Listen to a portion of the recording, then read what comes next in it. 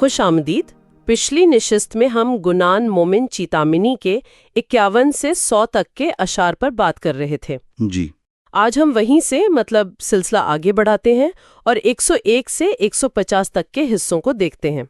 उनमें जो रूहानी नुकात हैं उनको समझने की कोशिश करते हैं। बिल्कुल। और इन हिस्सों में आप देखें काफ़ी अहम वाक़यात और तसव्वुरात बयान हुए हैं। जी जी। ख़ास तौर पे जैसे हज़रत मोहम्मद सल्लल्लाहु अलैहि वसल्लम का मेराज का तजुर्बा है, फिर बीबी फ़ातिमा और हज़रत अली की शादी का जिक्र, और ईमान और खिदमत की अहमियत पर बहुत ज़ोर है। तो आइए इसी पर बात शुरू करते हैं। पहला जो हिस्सा है 101, उसमें नबी पाक सल्लल्लाहु अलैहि वसल्लम अपनी बेटी बीबी फ़ातिमा की शादी के लिए कुछ फ़िक्रमंद हैं। जी, फ़िक्र का इजहार है। और फिर फौरन बाद मेराज का जिक्र आ जाता है, वो रूहानी सफ़र जहां उन्हें आसमानी चीज़ें दिखाई गईं और तसल्ली भी मिली कि फ़िक्र ना करें। बिल्कुल। और देखें इसी मेराज के दौरान एक बहुत आप कह लें कलीदी बात सामने आती है। गुनान के मुताबिक ये बताया गया कि बीबी फ़ातिमा का शौहर कौन होगा वो पहले से मुंतखब है। अच्छा, कौन? मुर्तज़ा अली, जो अबू तालिब के ख़ानदान से हैं। और यहाँ एक बहुत अहम बात कही गई है गुनान में, वो है ज़ुहूर खालिक। ज़ुहूर खालिक? यानी अली को खालिक का ज़ुहूर करार दिया गया और कहा गया कि इसमें कोई शक ना किया जाए। ये तो वाकई एक बहुत गहरा बयान है। गुनान के हिसाब से इसकी क्या अहमियत बनती है फिर? देखें, ये बहुत बुनियादी नुक्ता है। नबी पाक सल्लल्लाहु अलैहि वसल्लम ने गुनान के मुताबिक पूछा भी कि वो लोगों को कैसे यकीन दिलाएंगे इस बात का। तो जवाब आया जिससे गुनान जल शाहनूर यानी खालिक कहता है कि अपनी बेटी की शादी अली से कर दें, यही सबूत होगा। अच्छा, मतलब शादी को ही सबूत करार दिया गया। जी, गुनान के तनाजुर में ये हज़रत अली के रूहानी मकाम और इख्तियार की बुनियाद बनता है, जो फिर आगे जो वाक़यात आते हैं ना, खासकर वो 4 खादिमों वाला किस्सा, उसमें ये बात और वाज़ेह होती है। सही। अच्छा, तो फिर आगे क्या होता है? शादी का हुक्म आता है? जी, हुक्म आता है कि बीबी फ़ातिमा की शादी अली से की जाए, और साथ में ये भी कि जहेज़ में 4 खादिम दिए जाएं। खादिम? जी, 4 खादिम।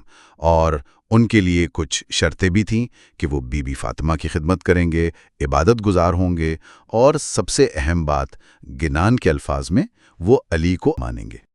ओहो, ये तो बहुत बड़ी शर्त है। जी, गिनान के सियाक़ व सबाक में ये ईमान की एक बुनियादी शर्त के तौर पर बताया गया है।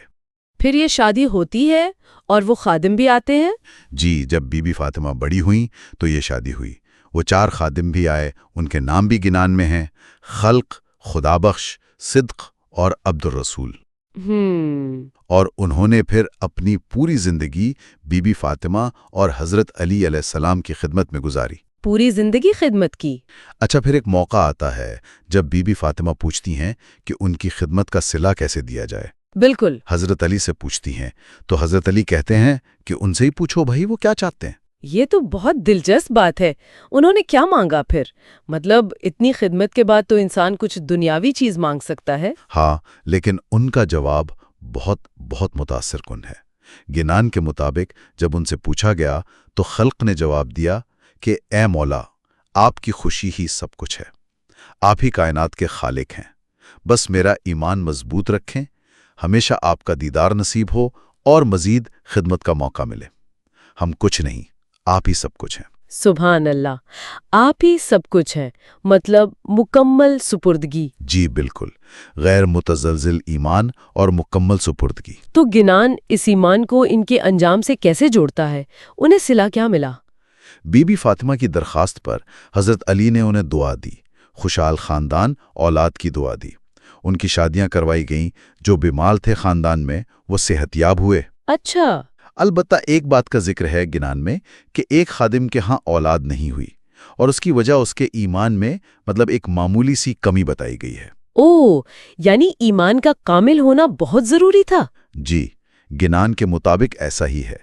बाद में फिर उन्हें खिदमत से फारिग कर दिया गया, लेकिन ताकीद की गई कि हज़रत अली के फरमान पर चलते रहना है। खिदमत से फारिग होने के बाद जाहिर है उन्हें मजीद रहनुमाई की जरूरत पड़ी होगी कि अब जिंदगी कैसे गुजार। करने की मजीद वजाहत के लिए जब ये 4 खादिम नबी पाक सल्लल्लाहु अलैहि वसल्लम के पास गए तो उन्हें हिदायत मिली। क्या हिदायत मिली? हिदायत ये थी कि अली को, जैसा कि गुनान में बयान हुआ, मानते रहो और बाकायदगी से दुस्वंद दो। दुस्वंत?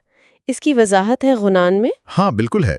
गुनान बताता है कि अपनी कमाई का 10वां हिस्सा अली के नाम पर और 40वां हिस्सा पीर यानी जो रूहानी रहनुमा है उसके नाम पर देना है। अच्छा, 10वां और 40वां हिस्सा। जी। और ये भी कहा गया कि ऐसा करने से ईमान मजबूत रहता है, खानदान फलता फूलता है, और अगर सतपंथ यानी जो गुनान में सच्चा रूहानी रास्ता बताया गया है, अगर उसको समझ लिया जाए तो औलाद कयामत तक कभी भूखी नहीं रहेगी। तो मतलब ये हुआ कि ईमान, फिर खिदमत और फिर ये माली कुर्बानी यानी दुस्वंत, ये सब चीजें आपस में जुड़ी हुई हैं। बिल्कुल बिल्कुल, ये एक मुकम्मल निज़ाम है गुनान के मुताबिक। ठीक। और आखिर में जो 150वां हिस्सा है उसमें कलजुग का जिक्र है। करजुग यानी आने वाला मुश्किल दौर। जी, मुश्किल वक्त।